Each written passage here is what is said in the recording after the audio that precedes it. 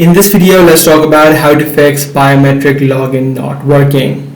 Now, if you're facing this issue within a particular application, let me show you a few common solutions that you could try out. Firstly, what you need to do is ensure that the biometrics, which is the camera or sensor, is allowed for the particular application. So what you could do is simply tap and hold the application, head over to the add icon, head over to permissions and make sure that the camera or other options, which may be biometrics or sensors, depending upon your phone, is set to allow. So simply tap on the allow option. Secondly, what you could also do is make sure that you toggle off and on the biometrics within the particular application. So sometimes what happens is there are glitches within the phone, and once you turn off and again turn on the biometrics within the application, your issue should be resolved. Now, even after trying all of these steps, you're still having issues. This is likely happening due to app bugs. So what you could do is just reinstall the application onto your device. So that's the way on how you could do it. If this video was helpful to you, be sure to subscribe.